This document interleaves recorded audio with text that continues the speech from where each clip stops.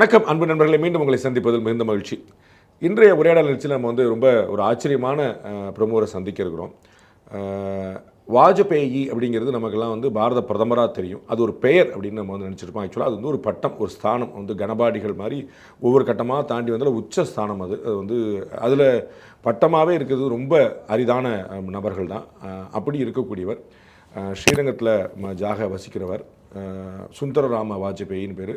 இந்த சமஸ்கிருதத்தில், வேதத்தில், இதிகாச புராண பாராயணங்களில் இதெல்லாம் படித்த மேன்மக்கள் மத்தியில் மிகப்பெரிய அளவில் மதிக்கப்படக்கூடிய ஒரே ஒரு சம்பவம் அவருடைய வித்வத் ஞானத்துக்கான ஒரு உதாரணமாக இருக்க முடியும். நமக்கு எல்லாம் தெரியும், அயோத்தி வழக்கில் ரொம்ப முக்கியமாக நின்னது திரு பராசரன் அவர்களுடைய வாதம். அதன் மூலமாகத்தான் வென்றது அப்படின்னு நமக்கெல்லாம் ஒரு பெரிய ஒரு ஆறுதல். அதற்கு காரணமாக இருந்தது அப்படின்னா, அந்த ராமர் இங்கே தான் பிறந்தார் அப்படிங்கிறதுக்கான அந்த ப்ரூஃபை எடுத்துக்காட்ட சொல்லி காஞ்சி சங்கராச்சாரியார் உத்தரவு போட, அதை சாஸ்திர பிரமாணமாக ஆதாரபூர்வமாக எந்த இடத்துல பிறந்தார், எந்த நாளில் பிறந்தார், எப்படி பிறந்தார், அதுக்கான பிரமாணங்கள் என்னென்னு எடுத்து கொடுத்தவர் நம்ம முன்னாடி இருக்கக்கூடிய திரு சுந்தரராம வாஜபேயி அவர்கள் தான். இவர் காஞ்சி பெரியவருடைய உத்தரவோடு இதை எடுத்து கொடுக்க, அதை திரு பராசரன் வாதமாக வைக்க, அது நீதிமன்றத்தில் மிக முக்கியமான வாதங்களில் ஒன்றாக இருந்தது. அதுதான் ஒட்டுமொத்த வழக்கே திருப்பின்னு பார்க்குறோம். அப்படிப்பட்ட திரு சுந்தரராம வாஜபேயி நம்மோடு நினைக்கிறார். அவரிடம் கேட்பதற்கு நிறைய விஷயங்கள் கேட்கலாம். நமஸ்காரம். ரொம்ப சந்தோஷம் நீங்கள் வந்தது. எங்களுக்கு பெரிய கௌரவம். அந்த எல்லாம் இங்கே நாங்கள் உங்களை ஸ்டூடியோவில் மீடியாலலாம் நாங்கள் பார்த்ததில்லை. எங்களுக்கு ரொம்ப வற்புறுத்தி, ரொம்ப வருஷமாக வற்புறுத்தி நீங்கள் இப்போ வந்ததில் ரொம்ப சந்தோஷம். சில அடிப்படையான விஷயங்கள் தான் உங்கள்கிட்ட நான் தெரிஞ்சுக்கலான்னு பார்க்குறேன். முதல்ல இந்த தர்மத்தில், இந்த சாஸ்திரத்தில் எல்லாத்துக்குமே அடிப்படையாக இருக்கிறது வேதம் அப்படின்னு நம்ம பார்க்குறோம். எல்லாத்தையுமே நம்ம சைவம், சாக்தம், கானபத்தியம், கோமாரம் எந்த பக்கம் போய் நின்னாலும் அதுக்கு பிரமாணமாக புகழ் எல்லாம் பின்னாடி போய் நிற்கிறது வேதத்தில் நிற்கிறது. இந்த வேதம்ங்கிறது எழுதப்பட்டதா, தொகுக்கப்பட்டதா, எழுதுனது யார், தொகுத்தது யார், அது எங்கேருந்து ஸ்டார்ட் ஆகுது வேதம்ங்கிறது? சரியான கேள்வி கேட்டார். இந்த வேதம், இந்த ராமாயணத்தை எழுதினவர் வால்மீகிங்கிறது தெரியும். அது மாதிரி பாரதத்தை எழுதினவர் மகாகணபதிங்கிறதும் தெரியும். அது மகாபாரதத்திற்கு 5வது வேதம்னு ஒரு பேர் உண்டு. ஆயினா கூட இந்த வேதத்தை மாத்திரம் யாருமே எழுதினே கிடையாது, ஆதரே கிடையாது.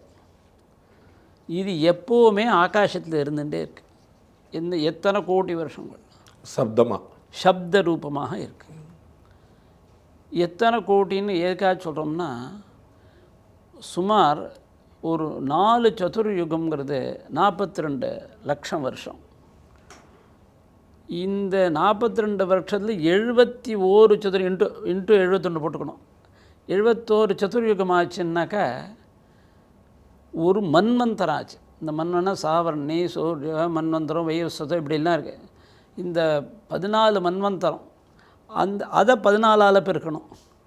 அந்த 14ஆல் பெருக்கினா எத்தனை கோடி வருஷம் ஆச்சோ அத்தனை கோடி வருஷம் ஆச்சுன்னாக்கா பிரம்மாவுக்கு ஒரு பகலாச்சு. இதில் எத்தனை பிரம்மா ஆனாரும் தெரியாது. இப்போ இருக்கிற பிரம்மாவுக்கு 50வது வயசு நடந்துட்டுருக்கு. பிரம்மாவே எத்தனை பேர் இருந்தாலும் தெரியாது, எத்தனை பேர் போனாலும். இத்தனை பிரம்மா போனாங்கிறதுக்கு பிரம்ம வைவர்த்த புராணாலும் ஒரு கதை வருது. லோமேஸ்வரன் ஒரு மகரிஷி மாரில் சில பேருக்கு மச்சம் இருக்கும். இந்த மச்சமில் பெரிய மச்சமாக இருந்தது, சிலது பிடுங்கி இருந்தது, சிலது இருந்தது. இந்த பிடுங்கினது என்ன, அதில் இருக்கிறது என்னென்னா, பிடுங்கினதெல்லாம் போன பிரம்மா, இருக்கிறதெல்லாம் வரப்போகிற பிரம்மா அப்படின்னு அதில் ஒரு எண்ணிக்கை இருக்குது. அதில் அந்த மாதிரி எத்தனை கோடி வருஷம் ஆச்சுன்னு தெரியாது இல்லையா? இது கணக்கே போட முடியாது, சூப்பர் யாராலேயும் முடியாது, சூப்பர் கம்ப்யூட்டராலேயே போட முடியாது. அப்பேற்பட்ட கால்குலேஷனில் அதற்கு அந்த காலத்தையும் இருக்குது, எந்த காலத்தையும் இருக்குது. பிரளயம் வந்தபோதும் அது இருக்கும். பிரளயம் போது இல்லாமல் இருக்கும், ஒரு எங்கும் இருண்ட டைம் அது. அதுக்கப்புறமா கூட வரும்போது அது நின்றுருக்கும். அது எப்படி வெளியில் வரும்னு சொன்னால், சப்தரூபமாக இருக்கிறதுனால தான் சாஸ்வதமாக இருக்குது. ஆமாம், சப்தரூபமாக இருக்குது. அது எப்படி வரும் அப்படின்னு சொன்னால், ரிஷிகள்லாம் அதை இழுத்து ரிசீவ் பண்ணிப்பா. எப்படி ரிசீவ் பண்ணிப்பான்னாக்கா, இப்போ இல்லை உங்களே மாதிரி யந்திரம் மாதிரி நீங்கள் இங்கே இருக்க, எங்கேயோ போகிறது இந்த சப்தம். முன்னாடி நாளில் ரேடியோ பெட்டி தான் இருந்தது. ரேடியோ பெட்டிங்கிறது சாதனமே தவிர ஆகாசத்தில் விட்டது தான் அது இழுத்து படிக்கிறது. இங்கேருந்து அங்கே விட்டுட்டு தான் அங்கேருந்து எடுக்கிறோம். நீங்கள் இங்கே விட்டத்தை எடுக்கிறது. அது எப்போதும் இருக்குது. இதுக்கு வந்து யந்திரத்தை வச்சா படிக்க முடியும், அங்கே அதுக்கு யந்திரம் இல்லை. உங்க யந்திரங்கள் ஆத்துல தபசு இருக்கிற தான். ஃபோனுக்கு வந்து எந்த வயரும் கிடையாது. நான் இங்கே பேசுகிறேன், நான் பேசுகிறது வந்து ஆற்றுல இருக்கக்கூடிய ஃபோனில் வந்து கேட்குறது. அது அந்த மாதிரி கனெக்ஷன். அப்படி போல அப்படி வந்தது. அங்கே வந்து ரிஷிகள் தபஸுனாலும் இழுத்து படித்தா. இது வந்து வேதம்ங்கிறது சாஸ்வதமாக இருந்தது, காலகாலத்துக்கு யுகயுகமாக இருந்திருக்குன்னு புரிஞ்சுக்கிறோம். எத்தனையோ கோடி யுகங்களாக 4 இருந்திருக்குங்கிற நம்ம புரிஞ்சுக்கிறோம். நம்ம ரிக்கிய வேத யாம சாம எல்லாம் ஒன்றா இருந்தது. அது வேதவியாசர் வந்து 4ஆக பிரித்தார். அதுதான் கேட்க வந்தேன். அப்போ வந்து வேதம்ங்கிறது ஒன்று தான். அது ரிக்கி யஜுர் சாம அதர்வணம்னு 4ஆக வந்து அந்த விஷயத்துக்கு ஏற்ற மாதிரி பிரிச்சது வந்து ஒவ்வொரு வேதத்துலேயும் மும்மூணும் வருது. ருக்வேதத்துலேயும் எஜுர்வேதம் இருக்குது, சாமவேதம் இருக்குது. எஜுர்வேதத்துலேயும் ருக்வேதம் இருக்குது, சாமவேதம் இருக்குது. சாமவேதத்துலேயும் ருக்வேதம் இருக்குது. இது ஒவ்வொன்றிலையும் சின்ன சின்ன பார்ட்டாக இருக்கும், பாக்கியெல்லாம் ஃபுல்லாக இருக்கும். இது வந்து அவர் பின்னாடி தொகுக்குறாங்க. தொகுக்கலை, அவர் இழுத்து படித்து சொல்கிறார். அதை வந்து ஸ்ருதியா வெறும் சப்தரூபமாக இருந்ததை எழுத்து வடிவமாக மாற்றினது வியாசர்னு புரிஞ்சுக்கலாமா? எழுத்து வடிவமான சொல்லி கொடுத்தார். அவர் படிச்சுட்டார். முதல்ல அதில் இருக்கிறத முழுக்க தான் இழுத்து படித்தார். இழுத்து படித்ததை சிஷ்யாளுக்கு சொல்லி கொடுத்தார். 4 விதமான சிஷ்யாளுக்கு, ஒருத்தருக்கு யஜுர்வேதத்தையும் ஒருத்தர் ருக்வேதத்துக்கும் சாமவேதத்துக்கும் சொல்லி கொடுத்தார். இதெல்லாம் ஸ்ருதின்னு பேர். ஸ்ருதின்னு சொன்னால் கேட்டு கேட்டு வரணும். வேறு புஸ்தகம் வச்சு படிக்க, புஸ்தகம் வச்சு படித்தா தப்புன்னு விட்டார். ததா லிখিত பாடகா கீதி சீக்ரி சிரக்கம்பி ததா லிখিত பாடகா இதெல்லாம் ஷடயத்தே பாடகாதமாகனு. புஸ்தகம் பார்த்து படித்தா மட்டம், காதில் வாங்கணும், அப்படியே புத்தியில் ஏறணும், சொன்னது முழுக்க ரெக்கார்டு மாதிரி திருப்பி சொல்லணும். அப்போ தான் அவன் வந்து அதுக்கு வேதம்னு பேர். அப்படி வந்தது தான் அது வேதம். இப்போ எங்களால் புஸ்தகத்தை பார்த்தே படிக்க முடியும், பார்த்தே படிக்க முடியல. அப்படி பார்க்காத எதையுமே பார்க்காத தான் பண்ணிட்டு இருந்த கணக்கு முதற்கொண்டு பார்க்காத தான் கணக்கு போடுவேன். கையை மனசுலேயே மனக்கணக்குன்னு சொல்லுவாள். மனசுலேயே கணக்கு போட்டுருவான், டக்கு டக்குன்னு போட்டுருவேன். நான் அதை பற்றியும் வரேன். நான் இந்த வேதம்ங்கிறத நம்ம வந்து பார்க்குறோம். வியாசர் வந்து அதை வந்து சிஷ்யாளுக்கு முதல்ல அதை அவர் தான் வந்து கீழே அடுத்த ஃபார்ம் கொடுக்குறார், ஏற்கனவே எக்ஸிஸ்டிங்காக இருக்கிறத. இந்த வேதம்ங்கிறதுடைய லாங்குவேஜ் என்ன? அது வேதம்ங்கிறது ஒரு மொழியா ஒளியா? முதல்ல இது whether it's a sound or a language, அது முதல்ல. பிறகு அது சவுண்ட், அது வந்து லாங்குவேஜாக இருந்தால் அது சமஸ்கிருதமா வேறு ஏதாவதா இல்லாட்டி? இல்லை, அது வந்து அது சப்த ரூபமாக தான் இருக்குது. ஆனால் அந்த சப்தமும் ஏதோ ஒரு பாஷையில் தான் இருக்கணும். அது வந்து சம்ஸ்கிருதம் தான், தேவ பாஷான்னு பேர். தேவதைகளுக்கு புரியக்கூட பாஷை இது. அந்த பாஷையில் தான் இருக்குது. அதில் இருக்க தான் வியாக்கரணம். பதஞ்சலி முனிவர் வந்து 9 வியாக்கரணம் இருக்குது. இல்லை பதஞ்சலி சிதம்பரத்தில் வந்து பகவானே பரமேஸ்வரன் வந்து உடுக்கை அடித்து அதை சொல்லிக் கொடுத்து இதை வியாக்கரணமாக எழுதி ஒவ்வொரு சப்தங்களும் எப்படி உற்பத்தி ஆச்சுங்கிறத காட்டி கொடுக்குற தேவ பாஷை சம்ஸ்கிருத பாஷையில் தான் இருக்குது. அது வந்து எழுதுனது அதை லிபியாக எழுதுனது டெக்ஸ்ட்டாக மாற்றினது வந்து பிறகு தான். டெக்ஸ்ட்டாக மாற்றுறதுன்னு சொன்னால் என்ன நினைக்கிறேன்னு தெரியல. நம்ம வந்து அது வந்து சப்தரூபமாக இருக்குது. சொல்லி கொடுத்துட்டே இருக்கா? ஆமாம் ஆமாம், சொல்லி கொடுத்துட்டே இருக்கா, அப்படியே வந்துட்டு இருக்கிறது தான். நீங்கள் புஸ்தகம்லாம் கிடையாது. இல்லை, பிறகு வந்து அது எழுதப்படலையா எங்கேயாவது ஒரு இடத்துல வந்து? அது வந்து இப்போ ரெஃபரன்ஸுக்கு அப்படின்னு பார்க்குறது ரெஃபரன்ஸே வராது. என்ன வேதத்தை அதாவது வேதத்தை அத்தியனம் பண்ணுற பிரகாரமே வித்தியாசம். ஏன்னு கேட்டால் ஒரு ஒரு ஒரு ஒரு லைன்னு வச்சுக்கோங்க, இல்லை ஒரு பாராகிராஃப்னு வச்சுக்கோங்க. இந்த பாராகிராஃபில் கொண்டா 4000 பாராகிராஃப் இருக்குதுல. ஒவ்வொரு பாராகிராஃபையும் 15 நாளைக்கு 100 தடவை சொல்லணும். அதுக்கப்புறமா ஒரு 100 தடவை 200 தடவை 300 தடவை சொல்லணும். வாழ்நாள் முழுக்க மறக்காது. அதுக்கப்புறம் அதுவும் சின்ன வயசில் வேறு படிச்சு விட்டதுனால என்றைக்கும் மறக்காது. அதுக்காக புஸ்தகமே தேவையில்லை. அப்புறமா உழைச்ச உடையில் எழுதி வச்சு புஸ்தகம் வந்து புஸ்தகத்தை பார்த்து இந்த மாதிரி வெறும் வந்துடுத்து சப்த ரீதியாகவே சொல்கிறச்ச சொல்கிறவாள்கிட்ட ஏதோ ஒரு குறை இருந்தாலோ இல்லாட்டி படிச்சுக்கிறவாள்கிட்ட ஏதோ குறை இருந்தாலும் அப்படியே பாடம் ஆயிரும்ல. மாறவே மாறாது. ஏன்னா பாக்கி பாராயணத்துக்கு ஒரு இடத்துக்கு போனான்னா அப்போ தெரிஞ்சவன் தெரியாதவள்லாம் சின்ன பையங்களாக இருப்பா, தெரிஞ்சவாள்லாம் பெரியவாளாக இருப்பா. அங்கே போய் சுத்தம் பண்ணிட்டு வந்துடுவா. இப்போ சமஸ்கிருதம் தான் இதில் பொருந்திச்சா அல்லது சமஸ்கிருதம் நம்ம வந்து அந்த ஒரு சப்தம் இருக்குது, அந்த சப்தத்தை முழுசாக நம்ம வந்து புரிஞ்சிக்கும் போது சமஸ்கிருதமாக நம்ம வந்து எழுதுகிறோம் அப்படின்னா சமஸ்கிருதங்கிற லாங்குவேஜ் தான் பொருந்துதா, எந்த லாங்குவேஜும் பொருந்துமா? லாங்குவேஜுங்கிறது உங்களுக்கு ஸ்கிரிப்ட் தானே சொல்கிறேன் இல்லைங்க. எந்த ஸ்கிரிப்டில் வேணாலும் எழுதலாம். அந்த 4 எழுத்து இருக்கணும். ஆனால் தமிழில் அது கிடையாது. காங்கா சாங்கா தான். இந்த காக்கும் ஞாக்கும் நடுப்புற 3 எழுத்து இருக்குது. க க க அப்போ காங்க சாங்க.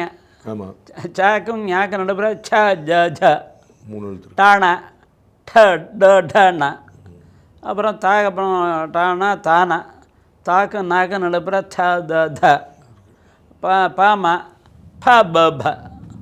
இது வந்து பாரதி தமிழ்நாட்டில் தான் இந்த பாஷை இல்லையே தவிர பாக்கி ஆந்திராலேருந்து ஆரம்பித்து பாரத தேசம் முழுக்க 5 எழுத்து இருக்குது. 5 5 25 25 7 32 எழுத்து எல்லாத்துக்கும் இருக்குது. முதல்ல உள்ள 15. இந்த சமஸ்கிருதம் அப்படின்னு சொல்கிறதும் இந்த கிரந்தம்னு சொல்கிறதும் ஒன்று தானா? அது ரெண்டு வேறு வேறு? கிரந்தம்ங்கிறது தமிழ் லிபின்னு வச்சுக்கலாம். ஓ.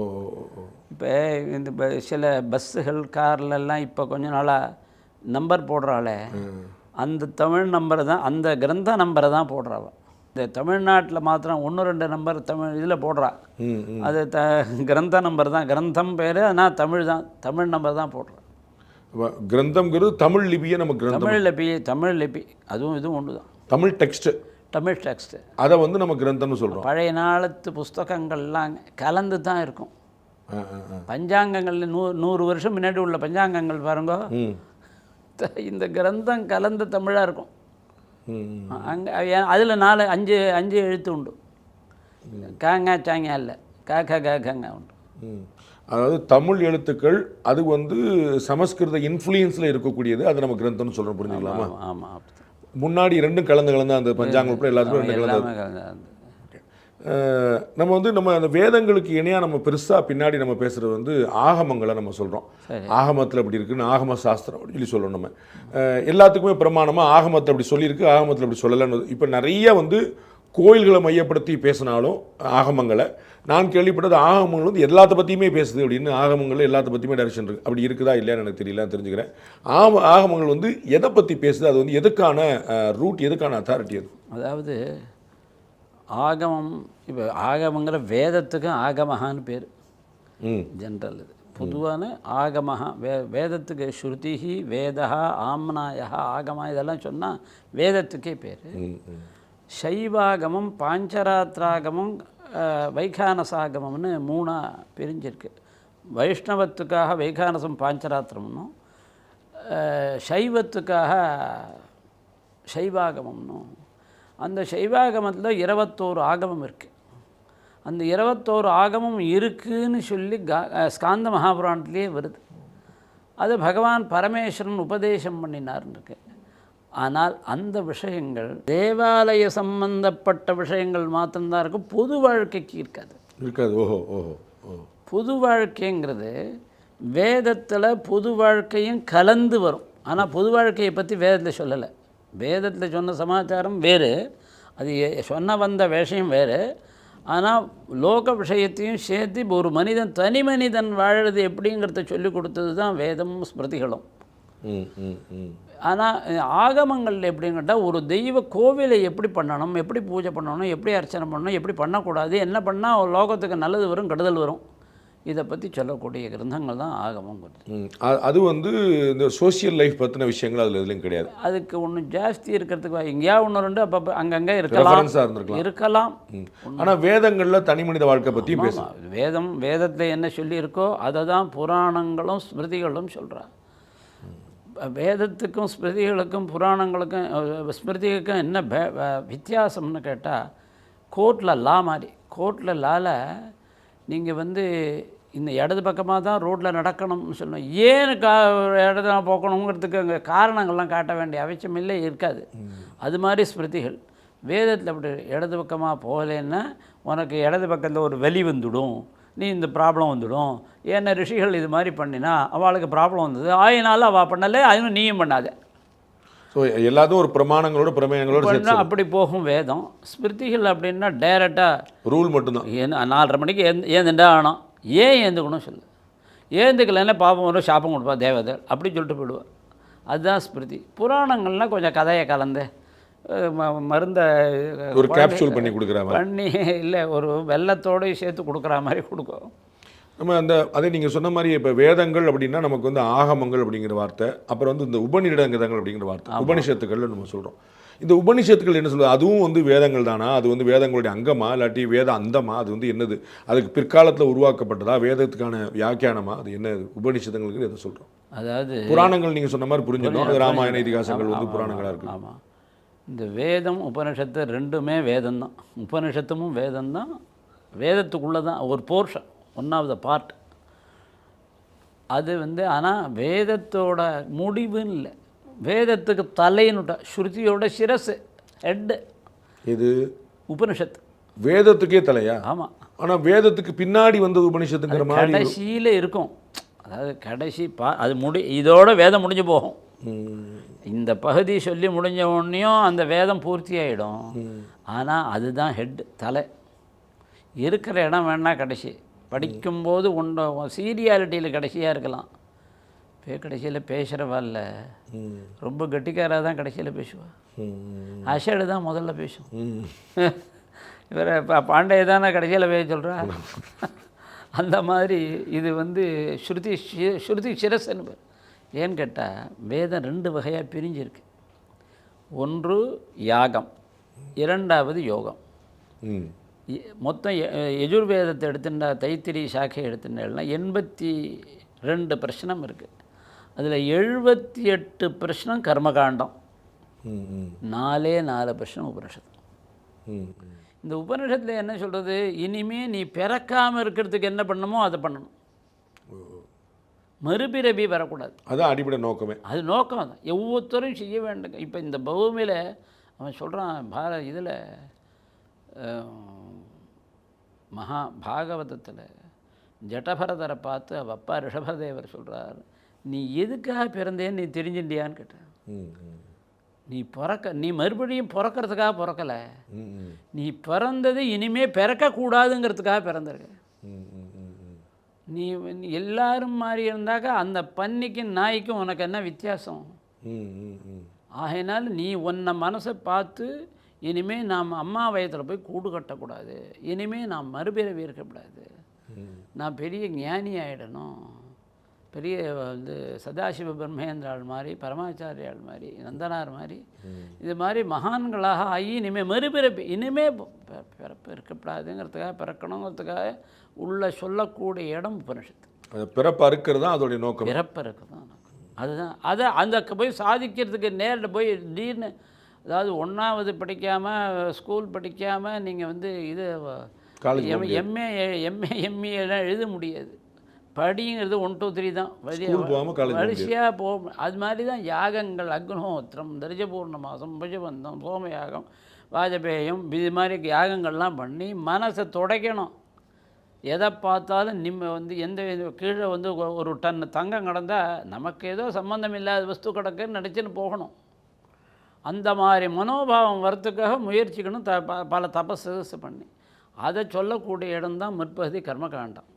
யாகங்களை பற்றி வாஜபேயம்னு சொன்னால், வாஜபேய யாகம் எப்படி பண்ணணும்னு சொல்லிக் கொடுக்கும். இதுமாதிரி யாகத்தை எப்படி பண்ணணும்னு சொல்கிறதுக்கு தான் உள்ள புஸ்தகம் தான் வேதம். ஆனால் இதில் என்ன விசேஷம் கேட்டால், இப்போ ஒரு டிவி திறக்கணும், ஒரு ஒரு ரேடியோ தயாரிக்கணும்னு சொன்னால் அதுக்கு ஒரு புக்லெட் போடுவாள். அந்த புக்லெட் சொன்னேன், அதை பார்த்துட்டு தான் இந்த இடத்துல சுவிட்ச் வைக்கணும், இந்த இடத்துல இது வைக்கணும்னு எழுதுவாள். ஆனால் அந்த ரேடியோ தயாரித்தப்பறம் அந்த புஸ்தகத்துக்கு வேலை கூட தூக்கி எரிய வேண்டிதான். இங்கேயும் அப்படித்தான். இங்கே வந்து எப்படின்னு கேட்டாக்கா, இந்த யாகத்தை இங்கே பண்ணு, இப்படி பண்ணு, இதை வை, அதை வைன்னு சொல்லி கொடுக்குற புஸ்தகம். ஆனால் அங்கே எரிஞ்சொன்னும் இங்கே எரியக்கூடாது. இது வெறுமனை சொன்னாலே புண்ணியம் வந்துடும். அந்த புஸ்தகம் வெறுமனை நீ சொல்லியிருந்தாலும், இப்படி செய்ய அப்படி செய்யன்னு நீ உனக்கு தெரிஞ்சு சொன்னாலும் தெரியாது சொன்னாலும், கரண்ட்டை எப்படி தொட்டால் தெரியாது தொட்டாலும் ஷாக் அடிக்கிறது, தெரிஞ்சு தொட்டாலும் ஷாக் அடிக்கிறது. அது மாதிரி வேதத்திட்டு கிட்டக்க போனால் அது சொன்னால் அந்த அட்மாஸ்பியர், அந்த சுற்று வட்டாரம் முழுக்க கிளியர் ஆகிடுங்கிறத நிரூபணமாக எனக்கு நேரே நிரூபணம் பண்ணி காட்டினா. பூனா யூனிவர்சிட்டியில் ஒரு யாகம் நடந்தது. அங்கே இந்த சப்தத்தை எடுத்து அட்மாஸ்பியர் கிளியர் பண்ணி காட்டினா. இது பாருங்க இந்த இடம் கிளியர் ஆகிறது பாருங்கன்னு காட்டினா. நானே பார்த்துக்கேன். நான் அப்படியே நம்ம பூனா யூனிவர்சிட்டியில் இதை இந்த வேத பாகங்கள்லாம் எடுத்து ஒரு இது பண்ணி ப்ரூவ் பண்ணி காட்டினேன். அதுக்காக ஒரு யூனிவர்சிட்டி இருக்குது பூனாவில்.